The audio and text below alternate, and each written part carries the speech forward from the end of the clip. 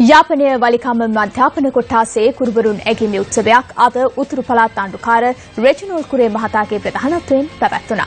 මේ එහිදී අදහස් දැක්වූ ආණ්ඩුකාරවරයා. முப்பது வருடம் நடந்த யுத்தத்தில் காலத்திலே இது எல்லாம் வீணா போனது, அநியாயம் செஞ்சது. அந்த யுத்தத்தில் பிரபாகரன் வெற்றி பெற்று எடுத்தது இல்லை. அந்த யுத்தத்திலே மஹிந்த ராஜபக்ச வெற்றி பெற்று எடுத்தது இல்லை.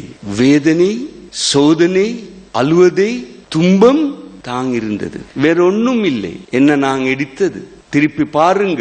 இந்த யாழ்ப்பாணத்திலே நாங்க இப்ப தெரியும் எழுது தமிழ் சொல்லி ஒரு திட்டம் இருக்கிறது. அது நல்ல. எப்படி எழுது வேணும்?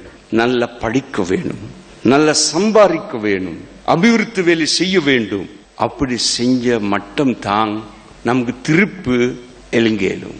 ஆனால் யாழ்ப்பாணத்துக்கு மட்டும் இல்லை, இந்த வடமாகாணத்துக்கு எல்லோருக்கும் திரும்ப அந்த பெருமை எடுக்கிறதுக்கு படிக்க வேணும், அபிவிருத்தி வேலை செய்ய வேண்டும். விக்னேஸ்வரர் ஐயாவுக்கு சொல்றது, இந்த மாவட்டத்திலே ஆசிரியர்களுக்கு கௌரவம் செய்யறதுக்கு, நல்ல வேலை செய்ய ஆசிரியர்களுக்கு தங்க பதக்கம் கொடுக்க வேணும் சொல்லி